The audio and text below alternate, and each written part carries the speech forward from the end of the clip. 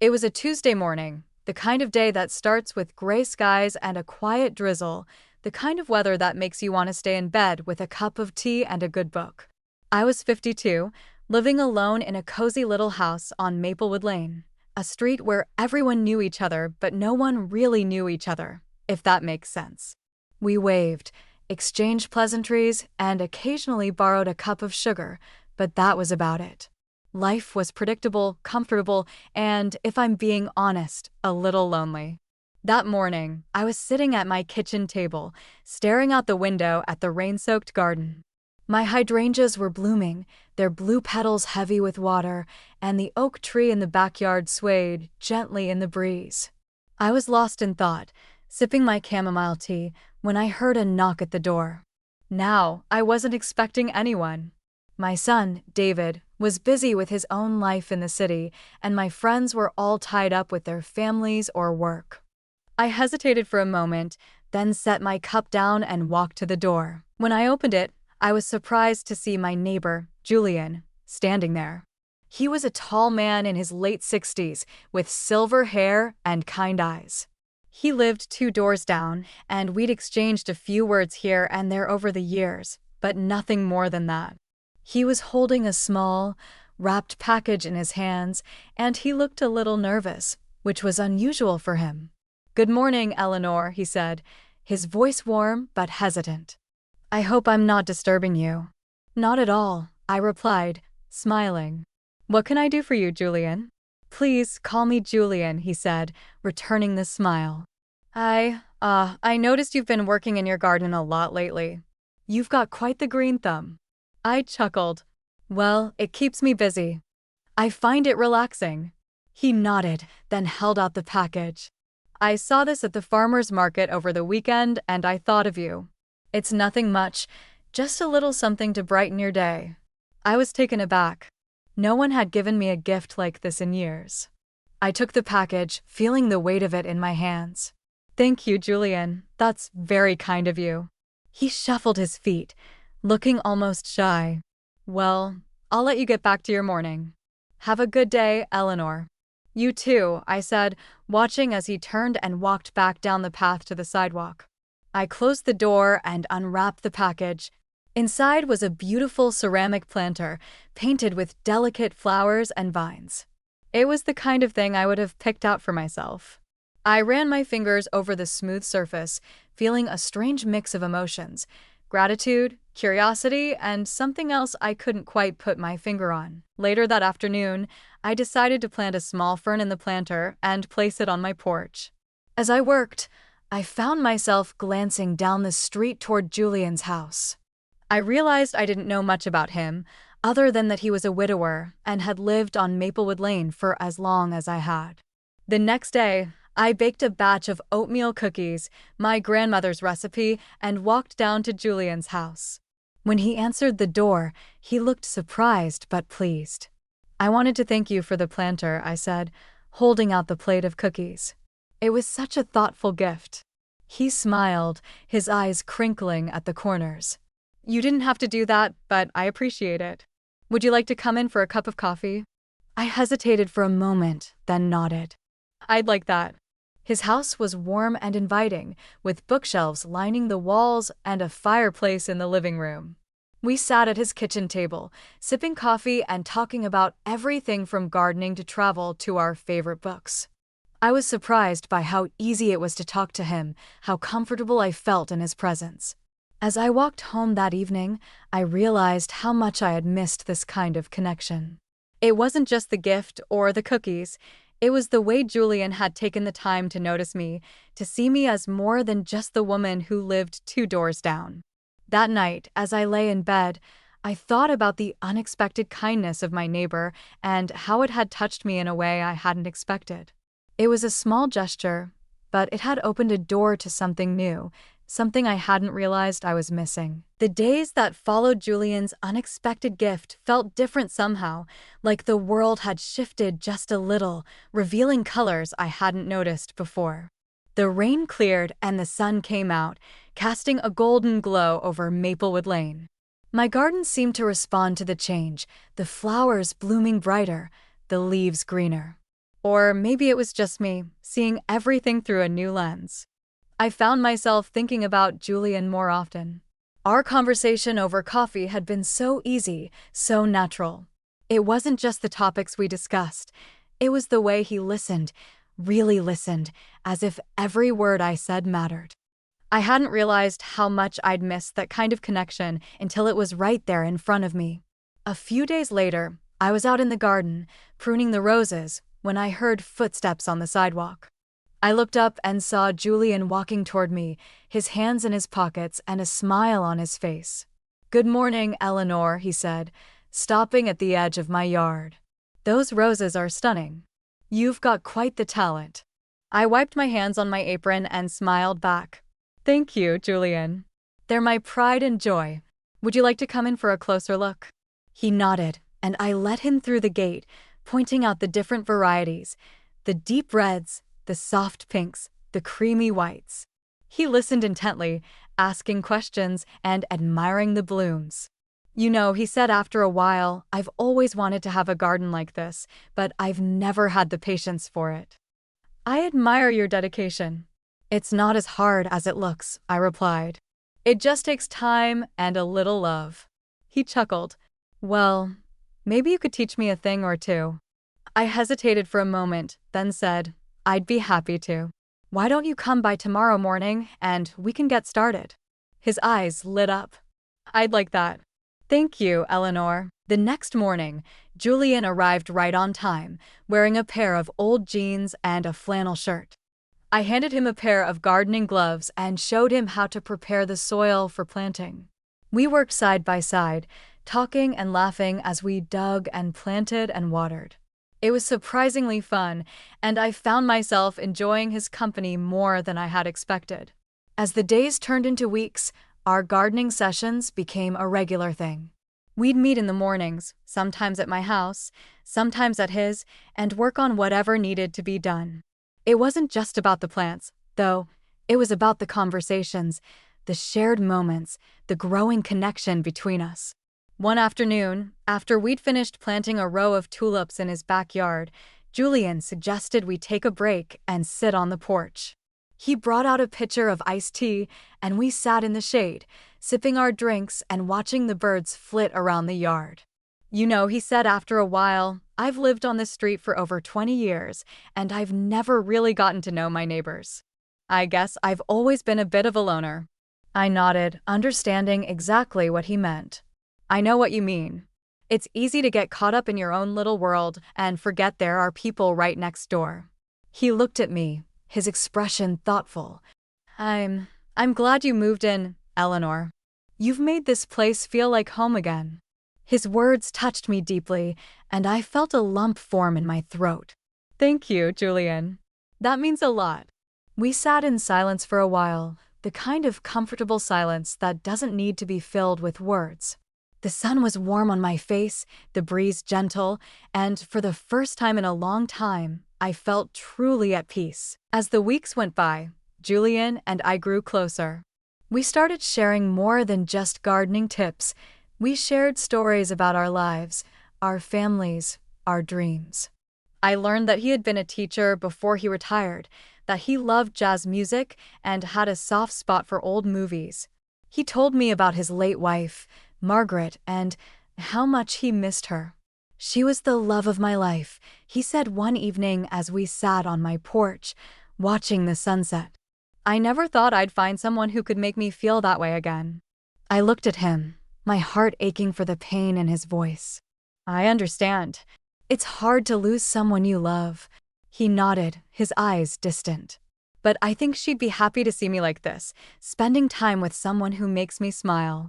His words stayed with me long after he'd gone home that night. I lay in bed, staring at the ceiling, thinking about Julian and the unexpected friendship we'd built.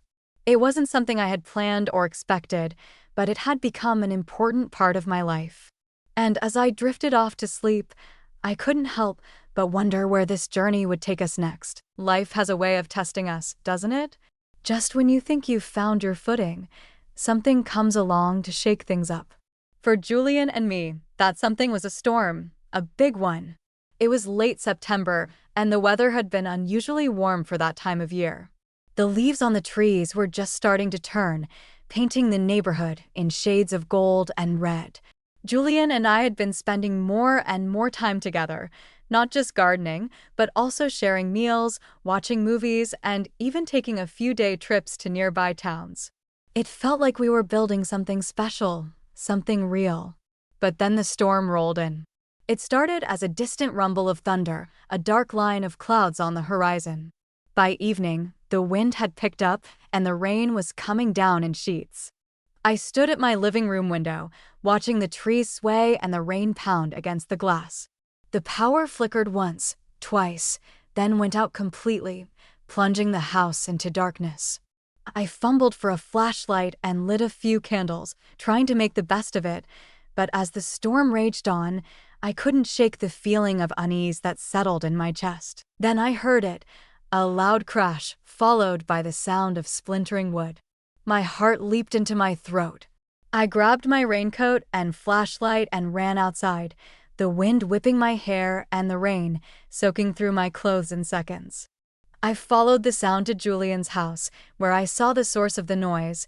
A massive oak tree in his backyard had been struck by lightning and had fallen, crashing through part of his roof. My stomach dropped. "Julian!" I shouted, rushing to his front door. I pounded on it, my heart racing. "Julian, are you okay?" The door opened, and there he was, looking shaken but unharmed. "Eleanor," he said, his voice tight with worry. "I'm fine, but the tree, it came through the roof." I stepped inside, shining my flashlight around. The damage was worse than I thought. The tree had smashed through the corner of the living room, sending debris everywhere. Rain was pouring in through the hole in the roof, soaking the carpet and furniture. "We need to get you out of here," I said, grabbing his arm. "It's not safe." He hesitated, looking around at the mess. "But my house." "Your house can be fixed," I interrupted. "But you can't stay here tonight." "Come on, you're coming to my place." He didn't argue.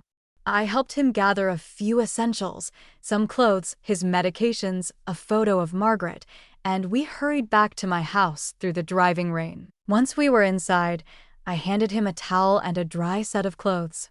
"Go get changed," I said. "I'll make some tea." By the time he came back downstairs, I had a pot of chamomile tea steeping on the stove and a fire crackling in the fireplace. He sat down on the couch, looking exhausted and overwhelmed. "Thank you, Eleanor," he said quietly. "I don't know what I would have done if you hadn't come." I handed him a mug of tea and sat down beside him. "You don't have to thank me. That's what friends are for." We sat in silence for a while, listening to the storm outside and the crackling of the fire. The power was still out, but the candles cast a warm, flickering light that made the room feel cozy despite the chaos outside. "You know," Julian said after a while, "this reminds me of a night I spent with Margaret during the hurricane. We were young, just married, and we didn't have much, but we had each other. And that was enough." I smiled, feeling a lump form in my throat. "She sounds like an amazing woman." "She was," he said, his voice soft. "And you remind me of her in so many ways." His words caught me off guard, and I felt my cheeks flush. "Julian, He reached over and took my hand, his grip warm and steady. "Eleanor, I know this might not be the right time, but I need to say it. These past few months with you have meant more to me than I can put into words. You've brought light back into my life, and I don't want to let that go." I looked into his eyes, seeing the sincerity and vulnerability there.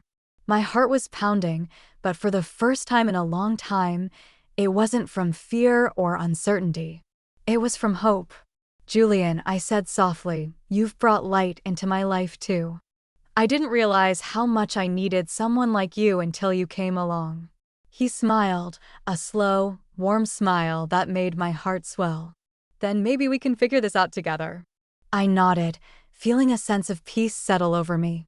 Together. The storm raged on outside, but inside, it felt like the sun had come out. We sat there, holding hands and talking late into the night, until the rain finally stopped and the first light of dawn began to creep through the windows. The morning after the storm dawned clear and bright, the kind of day that makes you believe in fresh starts. The air smelled of damp earth and fallen leaves, and the sunlight streaming through my windows felt like a promise. Julian and I sat at the kitchen table, sipping coffee and eating toast with jam, the events of the previous night still fresh in our minds. "I should call the insurance company," Julian said, breaking the comfortable silence. "And maybe a contractor to take a look at the damage." I nodded, reaching across the table to squeeze his hand. "We'll figure it out, one step at a time." He smiled, his eyes warm with gratitude. "I don't know what I'd do without you, Eleanor." "You don't have to find out," I replied, smiling back. Over the next few days, we worked together to get Julian's house back in order. The insurance adjuster came and assessed the damage, and a contractor started repairs on the roof. It was a lot of work, but it felt good to be doing something tangible, something that brought us even closer together. One evening, after a long day of cleaning up debris and sorting through damaged belongings, Julian and I sat on my porch, watching the sunset over Maplewood Lane. The sky was a riot of colors, pinks, oranges, and purples blending together in a way that took my breath away. "You know what," Julian said, breaking the silence, "I've been thinking a lot about what you said the other night, about figuring this out together." I turned to look at him, my heart skipping a beat, and he took a deep breath, his expression serious, but hopeful. "I don't want to waste any more time, Eleanor. Life's too short, and I've already spent too much of it alone. I want to be with you if you'll have me." Tears welled up in my eyes, and I blinked them away, not wanting to miss a single moment of this. "Julian, I feel the same way. I've been alone for so long, and I didn't realize how much I needed someone like you until you came into my life." He reached over and took my hand, his grip warm and steady. "Then let's do this. Let's build a life together. Whatever that looks like." I nodded, feeling the sense of peace and happiness I hadn't felt in years. Together. The weeks that followed were a whirlwind of emotion and decisions. Julian's house was repaired, but he spent more and more time at mine until it felt like we were already living together. We talked about the future, about merging our lives, about traveling, about growing old together. It was exciting and terrifying and wonderful all at once. One crisp October morning, we decided to take a walk through the neighborhood, enjoying the fall colors and the cool, fresh air. As we strolled hand in hand, I felt a deep sense of contentment, like I had finally found my place in the world. "You know," Julian said as we passed a particularly beautiful maple tree, its leaves a fiery red, "I think Margaret would have liked you." I looked at him, surprised. "Really?" He nodded, his eyes soft with memory. "She always said I needed someone who could keep me on my toes, someone with a kind heart and a strong spirit." "That's you, Eleanor."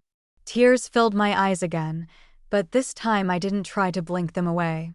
"Thank you, Julian. That means more to me than you know." He stopped walking and turned to face me, taking both of my hands in his. "Eleanor, I know we're not young anymore, but I think we've got a lot of good years ahead of us. And I want to spend every one of them with you." I smiled through my tears, feeling a joy so profound it almost hurt. "I want that too, Julian. More than anything." He leaned in and kissed me then, a gentle, tender kiss that felt like a promise. And in that moment, surrounded by the beauty of the season and the warmth of his love, I knew that this was just the beginning of something beautiful. As we continued our walk, the sun shining down on us and the leaves crunching beneath our feet, I felt a deep sense of gratitude for Julian, for the life we were building together, and for the unexpected kindness that had brought us to this moment. Life had thrown us a few curveballs, but we had weathered the storm and come out stronger on the other side. And as I looked ahead to the future, I knew that whatever challenges lay ahead, we would face them together. Because sometimes the most beautiful things in life come when you least expect them, often not in grand, sweeping gestures, but in quiet moments of shared tea. In the patient tending of a garden, in a comforting presence during a storm, and in the simple act of truly seeing and hearing another soul. These are the moments that truly enrich our lives, reminding us that connection and happiness can bloom again, even when we thought our spring had long passed, proving that the most profound journeys are often those we never anticipated, leading us not to a destination, but to a deeper, more vibrant understanding of ourselves and the world around us.